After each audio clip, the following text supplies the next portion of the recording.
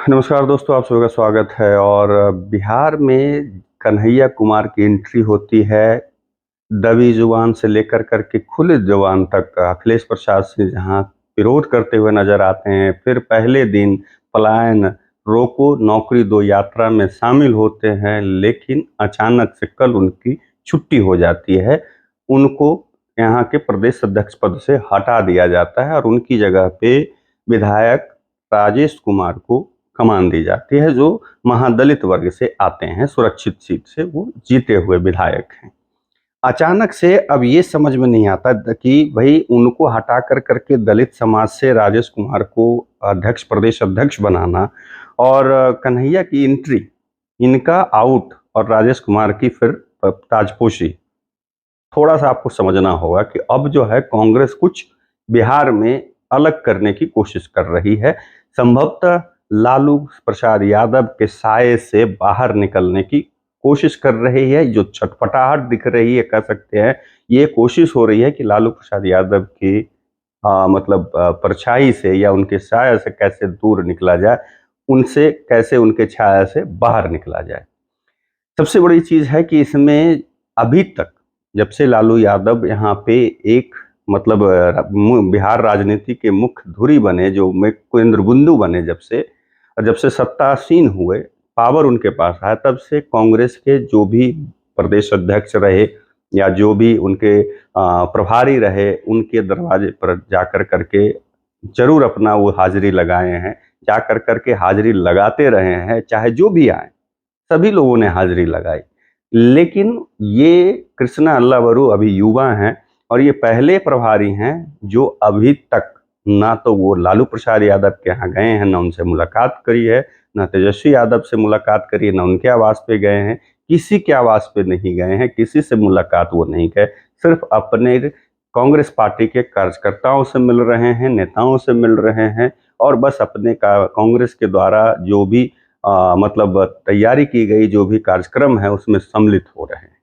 तो ये एक संदेश देने की कोशिश की गई है राजद को। और ऐसे भी कृष्णा अल्लावरू जब कमान संभाली तो उन्होंने सीधा सीधा कहा था कि मुझे हम कांग्रेस पर यहाँ राजद की बी टीम नहीं बनेगी, कांग्रेस जो है ए टीम बनेगी। इस तरह का उन्होंने स्टेटमेंट आते के ही साथ ही दिया था। और पूरा जो मैं बार बार बोलता हूं कि कृष्णा अल्लावरू पूरे एग्रेशन में दिख रहे हैं, एग्रेसिव मोड में नजर आ रहे हैं और उसकी बानगी आप देखते जा रहे हैं कि कन्हैया की एंट्री, पप्पू यादव की महत्व तो बढ़ती है, बढ़ाई जाती है। और इन दोनों नेताओं को अगर बिहार में सबसे बड़ा कोई अवरोधक हो है तो वो राजद ही है। कन्हैया कुमार की चाहे वो पप्पू यादव की, दोनों में सबसे बड़े रोड़ा अगर है तो राजद, या यूं कहें तेजस्वी यादव। तो इस वजह से देखा जाए बहुत ही ये महत्वपूर्ण हो जाता है कि कैसे कांग्रेस कृष्णा अल्लावरू के थ्रू जो है इन दोनों को आगे प्रोजेक्ट कर रही है और खुलेआम प्रोजेक्ट कर करके, और कहीं भी राजद के साथ कोई भी ना अभी बैठक हो रही है, ना उनके नेताओं से अपने प्रभारी को मिलने भी भेजा है। यात्रा भी शुरू हो गई है, जन समर्थन भी मिल रहा है, युवाओं का समर्थन मिल रहा है, हर तबके के लोगों का समर्थन मिल रहा है। तो ये बहुत बड़ी बात है कि और विधानसभा चुनाव से पहले अपना जो सियासी समीकरण है उसको भी दुरुस्त करना शुरू कर दिए। उसी के तहत देखा जाए कि जब यहाँ बिहार प्रदेश कांग्रेस प्रदेश का एक तरह से मुख्य चेहरा कन्हैया कुमार को, जो कि भूमिहार समाज से आते हैं, और अखिलेश प्रसाद सिंह भी वो भूमिहार समाज से आते थे, तो जब उनको कन्हैया कुमार को मुख्य चेहरा बनाने के तौर पे प्रोजेक्ट कर रहे हैं, तो दूसरी तरफ दलित समाज के राजेश कुमार को यहाँ का प्रदेश अध्यक्ष बनाया गया। यानी सोशल इंजीनियरिंग भी कर रही है कांग्रेस और समीकरण को दुरुस्त करने की कोशिश भी कर रही है। और ऐसे भी अगर देखा जाए तो अखिलेश प्रसाद सिंह जो है राजद में पहले थे और वो लालू यादव के करीबी थे। अब इसके जितने भी ये घटनाक्रम जब से कृष्णा अल्लावरू आए हैं तब से ये जो बदला हुआ तेवर है कांग्रेस का, तब से अलग अलग मायने, राजनीतिक मायने निकाले जा रहे हैं, तलाशे जा रहे हैं। अब ऐसे में सवाल उठता है कि बिहार में कांग्रेस क्या लालू यादव की छाया से बाहर निकलकर आत्मनिर्भर बनने की कवायद में है? ये महत्वपूर्ण सवाल उठ जाता है, क्योंकि कांग्रेस लंबे समय से बिहार की सत्ता से बाहर है, अपने बूते सत्ता से बाहर है, जिसके चलते उसका जनाधार, जो कि मैं पिछले वीडियो में भी बोला था कि उसका जो जनाधार है पूरी तरह से खिसक गया। उसमें कांग्रेस पार्टी के नेताओं ने भी महत्वपूर्ण भूमिका निभाई, चाहे वो केंद्रीय नेतृत्व हो या चाहे वो प्रदेश नेतृत्व हो। इन दोनों ने भी भूमिका निभाई जनाधार खिसकने में। कांग्रेस के कई बड़े जनाधार वाले नेता पार्टी छोड़कर चले गए हैं, दूसरे दलों में जाकर करके मलाई खा रहे हैं। पहले इस पार्टी में भी मलाई खाए, अब जाकर के दूसरे दलों में मलाई खा रहे हैं। ऐसे में कांग्रेस बिहार में आरजेडी प्रमुख लालू प्रसाद यादव की बैसाखी के सहारे राजनीति करती रही है। मैंने पहले ही बताया कि जिस तरीके से जब से लालू यादव सत्ता में आए, जब से पावर में आए, तब से कांग्रेस उनके पिछलग्गू बन करके रह गई थी। और उसे ही देखा जाए तो दिल्ली चुनाव में मतलब से कांग्रेस की जो राजनीति बदली गई है। कांग्रेस जैसे वहां पे आम आदमी पार्टी से कोई गठबंधन, किसी तरह का कोई समझौता नहीं किया, जबकि आम आदमी पार्टी के जो संयोजक हैं अरविंद केजरीवाल, वो चाह रहे थे कि गठबंधन हो जाए, लेकिन कांग्रेस जो अपने शर्तों पे गठबंधन करना चाह रही थी, उस शर्त पे जब नहीं मानी आम आदमी पार्टी, तो वो गठबंधन नहीं करके चुनाव लड़ी। वो अलग बात है कि वहां पे एक भी सीट वो नहीं जीत पाई। खैर, अब वो अपने दम पर आत्मनिर्भर बनने की जुगत में है। हर स्टेट में सांसद जो हैं पप्पू यादव काफी दिनों से कह रहे हैं कि कांग्रेस को बिहार में अब किसी के छत्र छाया में रहने की जरूरत नहीं है। बजाय मतलब राजद के छत्र छाया में रहने के बजाय बाहर आने की जरूरत है, और आना भी चाहिए। ये पप्पू यादव बहुत पिछले कुछ दिनों से कहते आ रहे हैं। अब बिहार विधानसभा का चुनाव है इस साल। अब इसकी जो सियासी तपिश अभी बढ़ी है पिछले कुछ समय से पूरे बिहार में, तो उसके साथ ही कांग्रेस के जो शीर्ष नेतृत्व है, उसने बिहार के प्रभारी के बाद पहले बिहार का प्रभारी बदला, बिहार का प्रदेश अध्यक्ष भी बदल दिया। और जबकि अभी परसों तक कोई नहीं जान रहा था कि जब कन्हैया कुमार के वो साथ चल रहे थे कि वो प्रदेश अध्यक्ष नहीं रहे। कांग्रेस जान रही होगी, लेकिन बाहर के लोग नहीं जान रहे थे। और उनके जगह पे दलित समाज से राजकुमार की ताजपोशी हो जाती है। अब इस बदलाव को लेकर बिहार में उसके आत्मनिर्भर बनने वाले रणनीति का हिस्सा माना जा रहा है। अब जो कृष्ण अल्लावरू को जो कांग्रेस भेजी है, चाहे वो राहुल गांधी का आप नाम ले लीजिए ऐसे भी, और या हार जब राहुल गांधी को मिलता है तो इसका भी क्रेडिट राहुल गांधी को ही मिलना चाहिए। मल्लिकार्जुन खड़गे को दीजिए चाहे राहुल गांधी का, ये दोनों की जो जोड़ी अभी बनी है, उन दोनों के जो उन्होंने यहाँ बना करके उन दोनों ने भेजा है। तो बिहार विधानसभा की सरगर्मी बढ़ने के साथ ही कांग्रेस ने मोहन प्रकाश को हटाकर युवा नेता कृष्णा अल्लावरू को यहाँ पे नियुक्त किया। सबसे पहला इससे पहले जो सह प्रभारी के तौर पर शहनवाज आलम और सुनील पासी की भी नियुक्ति की गई। ये तीनों जो हैं युवा नेता हैं। सबसे पहला तो संदेश ये है कि जो थका हारा जो एक मुंडा पहले आज तक कांग्रेस में जो बैठे हुए लोग थे, दिग्विजय सिंह, कमलनाथ, क्या कहते हैं, अशोक गहलोत टाइप के जो लोग, सभी जगह पूरे हर स्टेट में ऐसे ऐसे लोग भरे पड़े थे और कुंडली मार करके बैठे हुए थे, अपना मतलब राज कर रहे थे, जगह फिक्स कर करके अपना मलाई खा रहे थे।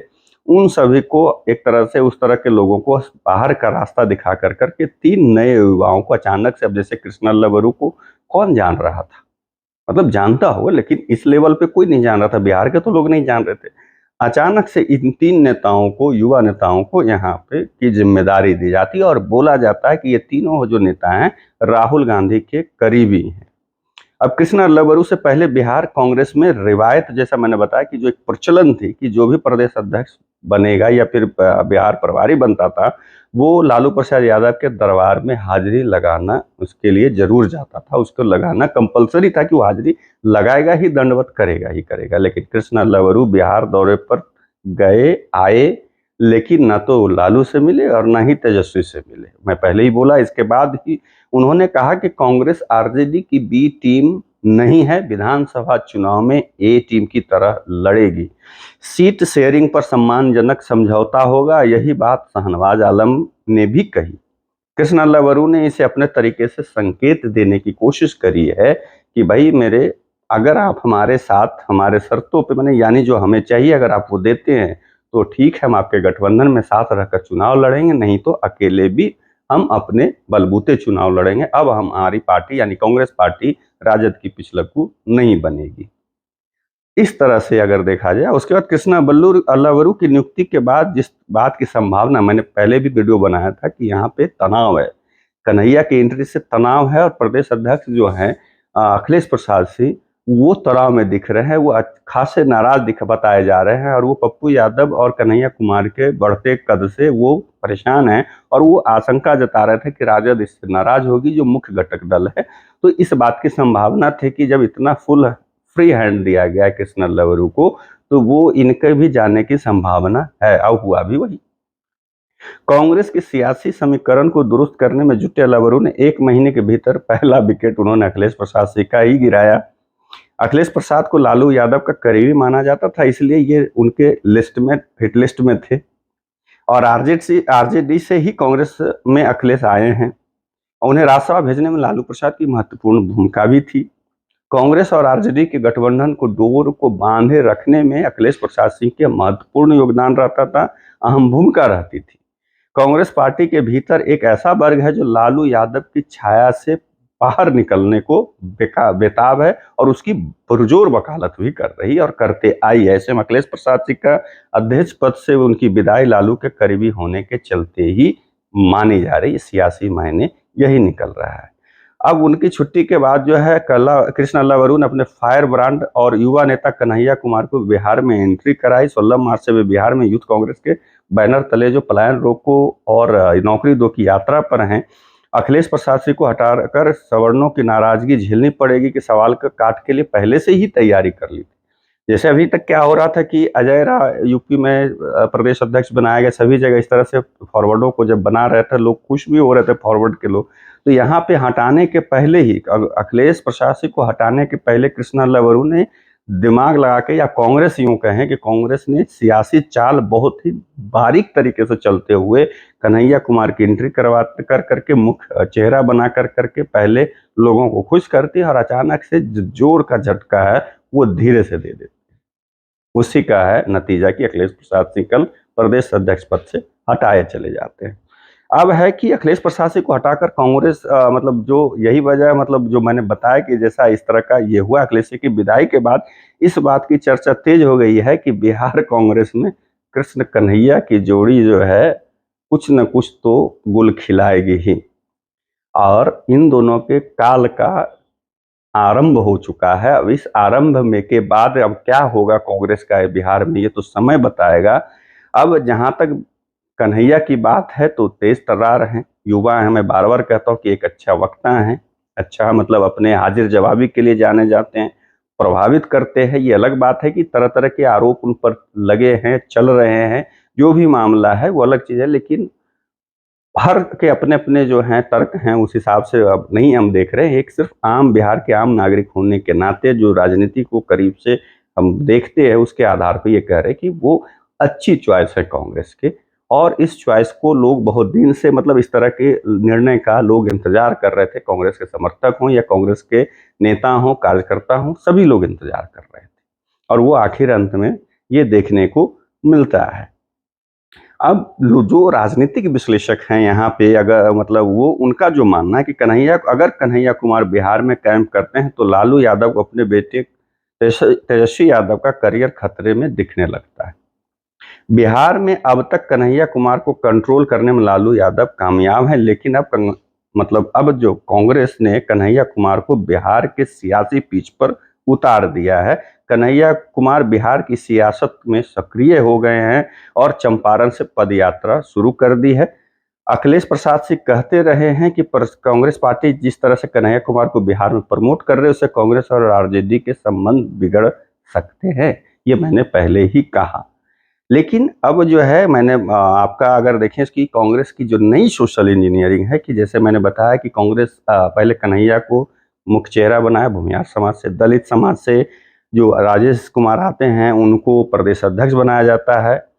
उनके अलावा पूनम पासवान, प्रतिमा दास समेत कई नेताओं के नाम पर चर्चा चल रही थी, लेकिन आखिर में बाजी मतलब जैसा इन लोगों के नाम पर भी, मतलब दलित समाज से इन लोगों के नाम पर भी चर्चा चल रही थी, लेकिन राजेश कुमार को आखिरकार मतलब जो कि कुटुंबा से मतलब विधायक हैं, उनको वो 2020 में ही जीते हैं और उनको ये सबसे बड़ा मतलब पद दे करके साफ कर दिया गया कि 2025 का चुनाव उन्हीं की अगुवाई में लड़ा जाएगा। राजेश कुमार को लालू यादव का दरबारी नहीं माना जाता है, दलित समाज के बीच उनकी मजबूत पकड़ रही है। अब इसको ऐसे देख रहे हैं कि फिर से नई मतलब जो यहाँ पे अभी मतलब युवा नेता जो आकर के नेतृत्व कर रहे हैं, तो ये नई मतलब समीकरण के साथ जो कांग्रेस का ये है, आने की कोशिश है, दोबारा से उभरने की जो नई सोशल इंजीनियरिंग की जा रही है कांग्रेस के द्वारा, अब इसमें कितना सफल होता है ये तो समय बताएगा कांग्रेस कितनी सफल हो पाती है। लेकिन जो है कि बिहार की राजनीति को कृष्णा लवरू और कन्हैया कुमार की जोड़ी ने, यानी कृष्णा और कन्हैया की जोड़ी ने दिलचस्प बना दिया है कि भाई ऐसे इतनी आसानी से ये 2025 का विधानसभा चुनाव नहीं होने वाला है और ये सिरदर्द जो है तेजस्वी यादव के लिए बढ़ता जा रहा है। अब ऐसे जो हैं उनके छोटे-छोटे समर्थक हैं या छोटे लेवल पे प्रखंड लेवल पर से लेके जिला लेवल पे जो भी उनके कार्यकर्ता हैं, उनके भी सोशल मीडिया पे पोस्ट आ रहे हैं कि कांग्रेस की अपनी औकात नहीं है, इस तरह की बातें हो रही हैं। लेकिन वो भूल जाते हैं शायद कि कांग्रेस आज भी राष्ट्रीय दल है, मतलब राष्ट्रीय पार्टी है। आप राष्ट्रीय जनता दल है जो क्षेत्रीय पार्टी है। तो ये भी उन लोगों को सोचने की ज़रूरत है, इस तरह की बात ना करें क्योंकि आज से अगर 30 साल पहले चले जाते हैं, 20 साल 30 साल पहले चले जाते हैं तो कांग्रेस यहाँ के सत्ता में रही, सब दिन रही थी और मजबूती से रही थी।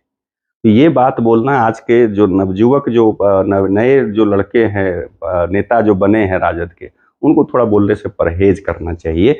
उनको अब ऐसे भी है कि भाई कांग्रेस पार्टी के वो अंदरूनी मैटर है कि अपने किस नेता को आगे बढ़ाएगी और किस नेता को पीछे रखेगी। तो इस पे किसी को आपत्ति नहीं होना चाहिए। इससे कि अगर राजद के लोगों को आपत्ति होती है तो ये बड़ा विचित्र स्थिति है कि भाई दूसरे दल में भी आपको क्यों दिक्कत है, दखल क्यों दे रहे हैं? आप अपना घर देखिए, दूसरे घर में ताक-झाक करने की आवश्यकता नहीं है। ठीक है, आपके सहयोगी, इसका मतलब ये नहीं कि उसका ने कौन अध्यक्ष बनेगा, कौन चेहरा बनेगा, कौन नेता बनेगा, ये आप नहीं तय करेंगे।